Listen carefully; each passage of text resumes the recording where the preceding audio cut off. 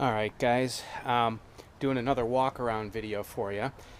This is a video of the bike that I built I think it was about a year back. I started with a Mountaincycle SanAndreas frame. I believe it's a 1993 vintage, if I'm not mistaken. And this bike was an exercise in how light and bicycle-like I could make an electric bike that still has decent power and handles very well. You can see it started life again as a Mountaincycle SanAndreas. The frame was cut right at this area here, and the nose was completely removed. And I then welded together an over-under twin spar nose section for the frame to house the batteries. These are 12-cell lithium polymer batteries, 16 amp hours. They're extremely high discharge, 35 to 50 C discharge rate cells, so they can handle a lot of power. And I'd say their overall range on the bike probably is 26 miles or so at 25 miles an hour with no pedaling at all. But admittedly, that's if I'm really pushing it to get every ounce out of that charge.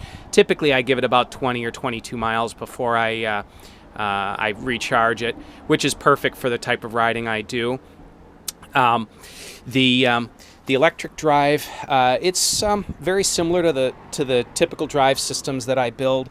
You can see the motor there and the primary belt reduction that drives a jack shaft, and in the middle of the main pulley, this is a torque limiter that allows the pulley to slip independently of the shaft should something in the driveline jam or just getting a little too hard on the throttle. Admittedly, normally I have it set tight enough that it's not going to slip unless something really bad occurs. The motor that I'm using is an Astroflight 3200 series. This particular motor is a 3210, but I also have a 3220 motor for it. This motor admittedly is a little bit weaker than I would normally use, but it was an exercise in trying to save weight. This motor peaks at about 7,000 watts in short bursts. It will sustain about 3,000 watts. Honestly, I like a little bit more power, so I'm going to be putting the 3220 motor back in. That motor has double the power of this. It peaks at about 14,000 or runs about 6,000 or 7,000 watts continuous. The beauty of this reduction system, all I do is loosen these two screws here, and the motor slides right out and then unplugs by these three connectors here, and I can slide a different motor right in. Very, very simple. And then it clamps around the motor can. The drive unit acts as a heat sink as well to pull heat off of the motor windings. The motors don't generally run that hot, but it's still nice to know that we can pull some additional heat off the motors if need be. So the jack shaft comes through to a 13-tooth freewheel. This is an ACS Crossfire freewheel. It's really the only 13-tooth freewheel that I've found that is durable. Normally in high output applications I use a White Industries freewheel. However, the smallest they go down to is 16-tooth, and in this case I needed a 13-tooth. So behind the carbon fiber guard here, we've got a series of idler wheels for the chain, and those are skateboard wheels that I lathed down and to make idlers out of. And so the chain comes around the freewheel, down around this idler, which is spring-loaded, some springs down there, and to hold chain tension as the suspension travels. So the chain comes around the freewheel, around the lower idler, up around this stationary idler, then back around the sprocket, and then across the top, and then down around the freewheel again. This upper idler is merely there to keep the top portion of the chain from contacting the swing arm under maximum suspension travel. So the chain gets awfully close to this clamp here, but only occasionally touches it if it's moving around a lot, so there's decent clearance there. As with most of my builds, the output sprocket, or the drive sprocket for the electric drive, is next to the brake rotor, and there's about 3 millimeters of clearance between the brake caliper and the sprocket. I had to machine a caliper bracket to mate with this unusual bolt spacing that Mountaincycle had back in the day. So normal 9-speed cassette on the right with the SRAM XO derailleur.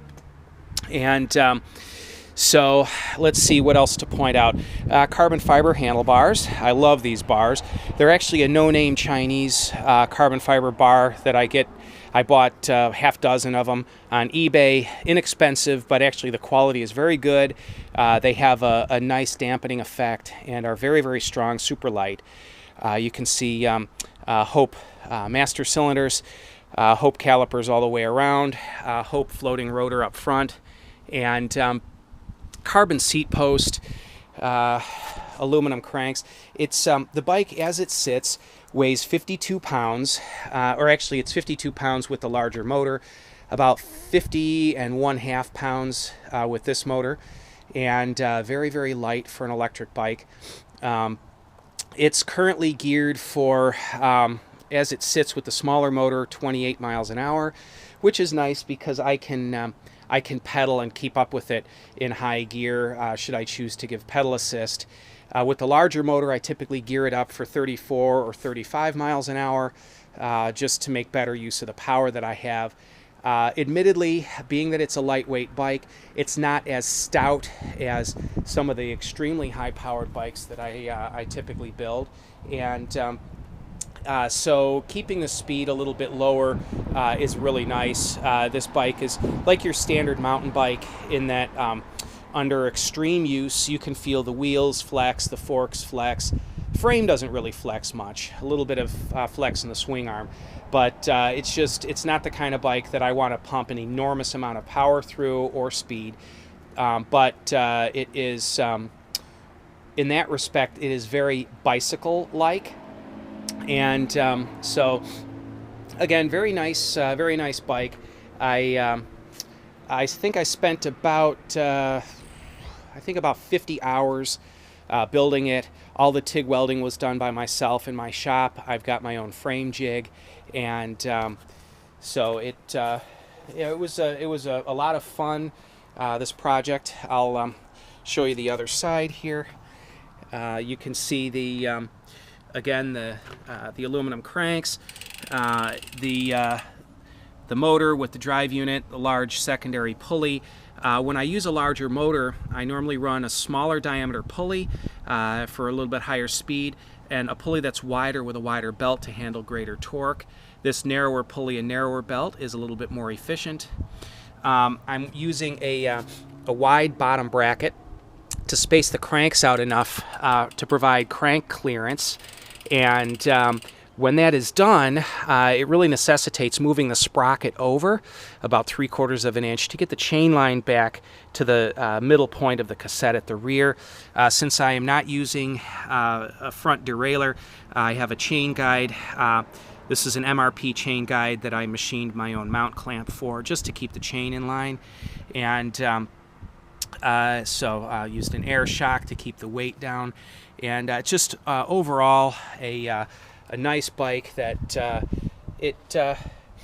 this has become my primary go-to bike for when I plan on just generally zipping around town, basic trail riding. If I'm going to be jumping 3 or 4 feet high, this is a good bike for that. If I'm going to be catching a huge amount of air, then I definitely gravitate toward one of the other bikes that's a little bit more stout, a little bit more heavy duty. So at any rate, that's the bike, and I'll be shooting a video on setting up RC-based equipment for bike use as well, so be looking out for that video. Thank you.